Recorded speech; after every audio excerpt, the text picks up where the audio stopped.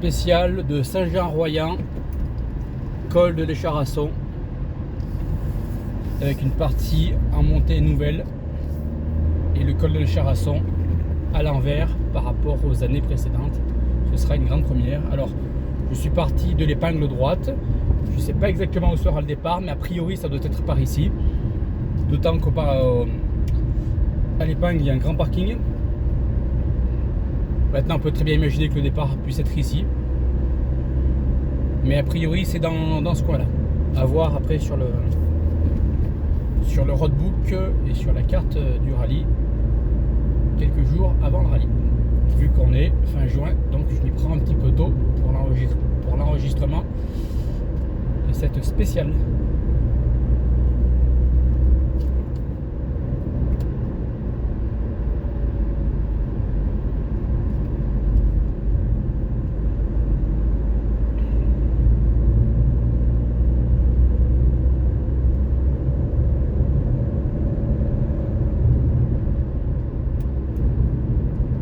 La première partie se fait en montée sur une route assez large. C'est une route touristique, une route nationale. Enfin, je pense que c'est national, quoique j'en sais rien en fait. Mais c'est une grande route. Voilà. Alors là, à voir si ça sera piqueté ou pas. Mais bon, en imaginant que ça ne soit pas piqueté, je vois mal les concurrents aller mettre les roues dans le parking parce que c'est quand même assez creusé. Je pense pas que spontanément ils mettraient les roues.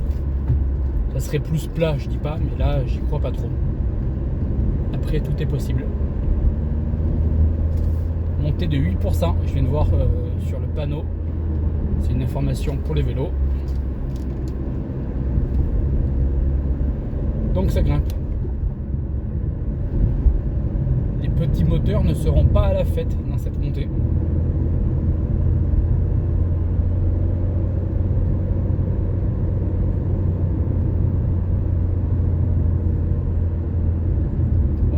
Maintenant à l'épingle gauche, là aussi qui est très large.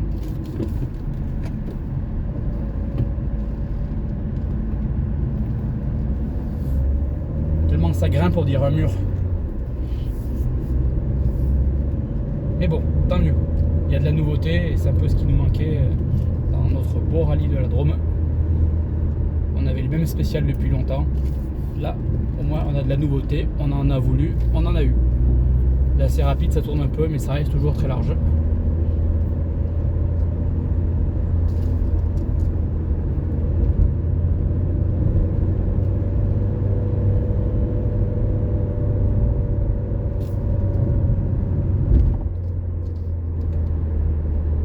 Là ça grimpe un peu moins.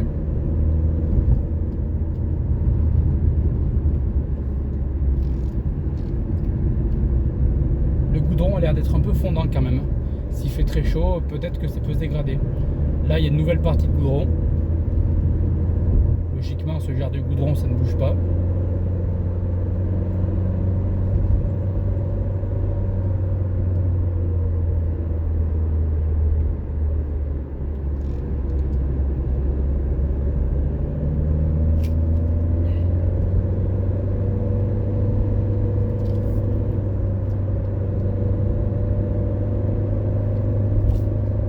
Un peu plus serré, là on arrive sur une partie qui est quand même plus rapide dans l'ensemble.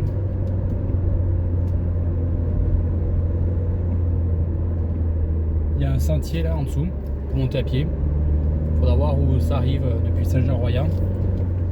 On dirait un GR. Monté à 8% toujours. Alors, il n'y a pas grand chose à voir, mais bon, si vous voulez couper à travers, ça peut être bien.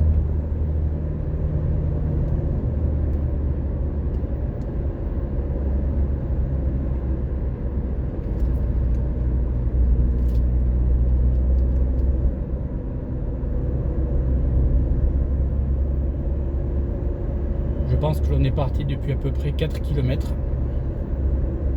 J'ai pas mis le compteur exactement à 0 vu que je savais pas exactement où était le point de départ, mais bon, globalement on est à un peu plus de 4 km.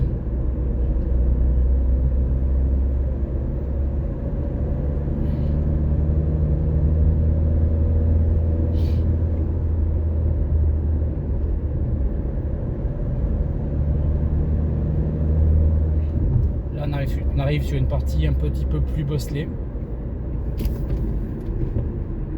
Il y a un gauche rapide.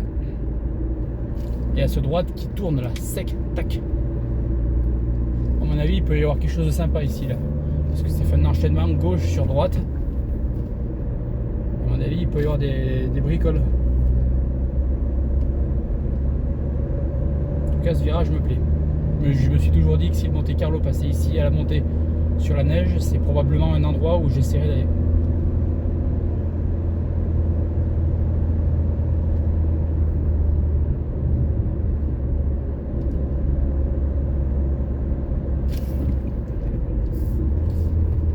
Voilà, on arrive quasiment en haut de la montée. Là, ça fait un virage droite avec une grosse marche à l'intérieur. Mais c'est très large, donc je suis pas sûr que ça aura un grand intérêt. Là, vous le voyez pas, mais à gauche, on a les montagnes. Avec le cirque de Saint-Laurent-Royan, qui est super beau. Et plus haut, bon, on n'y passera pas en spécial, mais il y a Comble-Laval, qui est un endroit touristique très connu. Et qui est bien. Voilà, donc là, on va arriver, on va tourner à droite. On est à plus de 6 km après le départ. Ça va arriver très vite. Et ça va tourner ici. Voilà. Mais ça reste large. Et on attaque la montée du col de l'Écharasson sur une route beaucoup plus serrée et que l'on connaît puisque ça passait en sens inverse avant.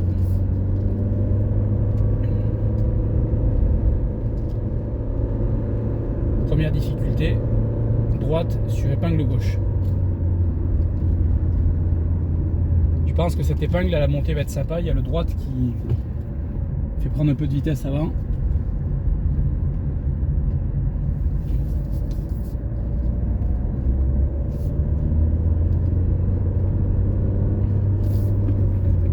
L'arrivée avant se faisait dans l'épingle droite, à la descente, ou même des fois ici, là, dans les champs. Du coup, ça va redistribuer les cartes et ça sera une nouvelle configuration avec pas mal de surprises, je l'espère. C'est très rapide entre les champs. Et là, on va attaquer une autre partie à monter. Ça fait gauche avec une petite bosse. Et ce droite qui est un peu sec. Alors, il tourne pas énormément, mais un peu quand même. L'enchaînement gauche-droite peut être sympa. Partie à monter très rapide. Il n'y en aura pas énormément des comme ça. Freinage avec le gauche régulier. A priori sans surprise.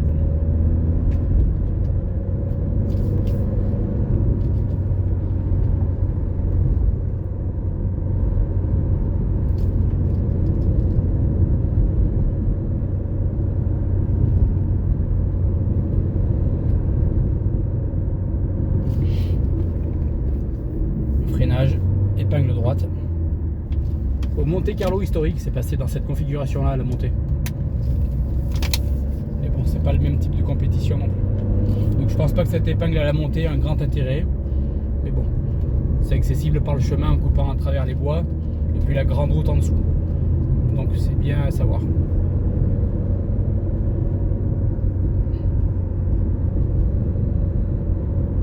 Petit replat, légère descente.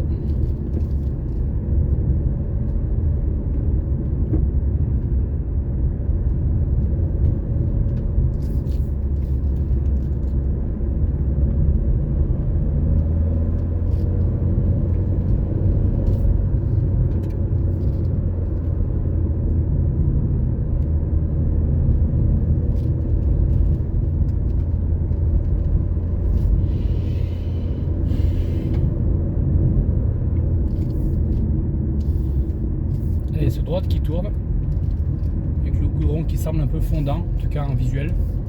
Mais je suis pas sûr que le joueur de la course ça fasse grand chose. Allez. On continue. Là on est à peu près à 9 km.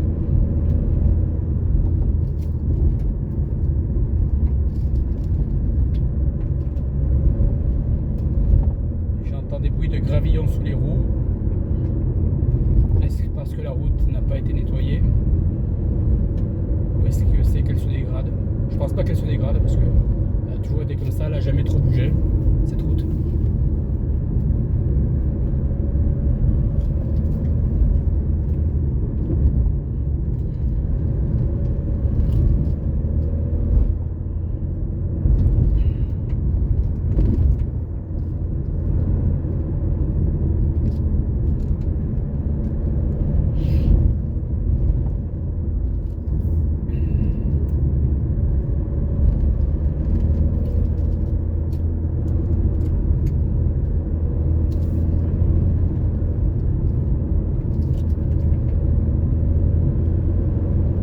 On arrive au passage de la maison. Un endroit où il ne faut pas trop faire de bruit, pas trop aller vite parce que les riverains, il ne faut pas non plus les embêter. Et c'est la seule maison qu'il y a sur la spéciale, donc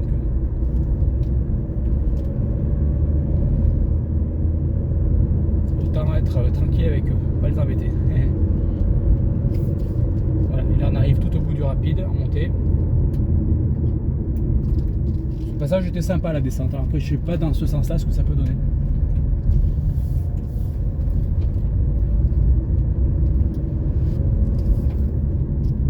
Il y a ces passages en corde qui se salissaient à la descente un peu, pas celui-là mais le prochain. Qu'est-ce que ça va donner à la montée? Pareil, beaucoup de questions. On le saura le jour du rallye.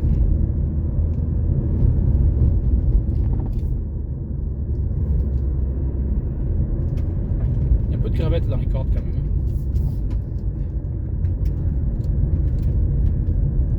Ouais. Ça peut être sympa ce passage. On dirait qu'il y a un peu de gravette sur ce droite là aussi. Ouais, alors, je pense que c'est de la pluie. Il y a du pleuvoir et ça fait couler la terre sur la route, mais bon. Le jour de la course, il n'y aura plus grand chose. Là, ça arrive très vite, ça fait un long droite.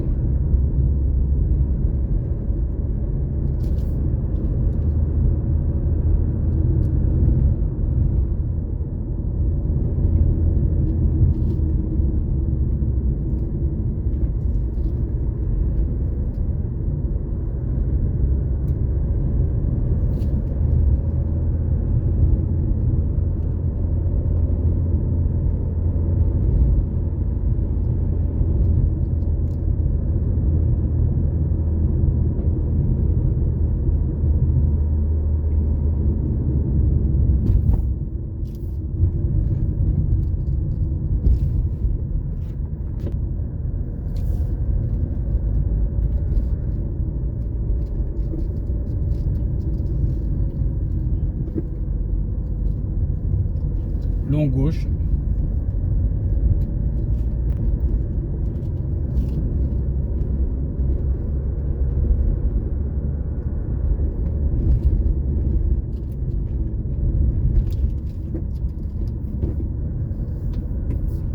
Droite qui ferme presque en épingle. Non, pas en épingle, mais ça ferme.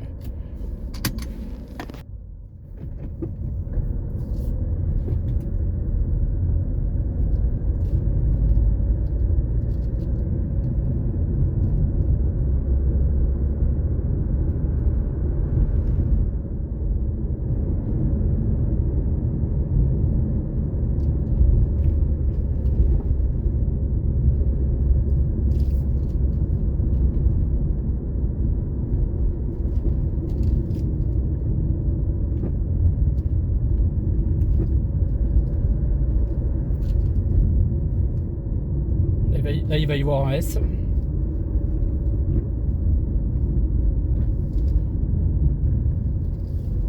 Deux, trois virages qui tournent un peu. Pas de 3, plus 2 que 3 d'ailleurs.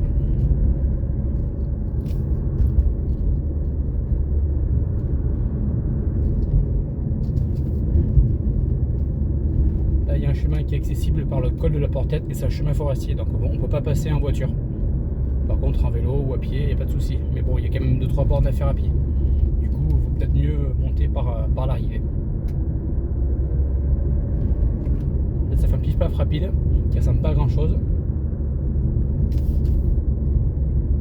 Freinage gauche ici.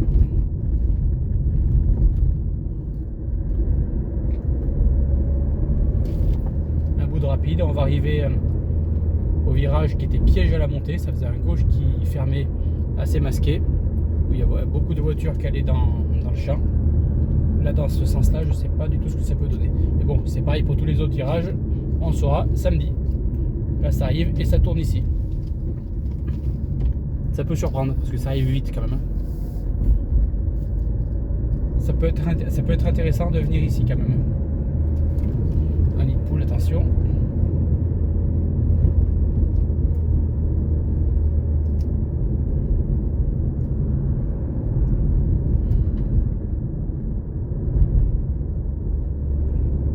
Là, il y a long gauche, un peu en appui. Et on va arriver au dernier droite. Et normalement, l'arrivée doit se faire après. Puisque de toute façon, dans 300-400 mètres, on arrivera au carrefour sur la grande route. Et logiquement, l'arrivée se fera avant. Mais où exactement? That is the question.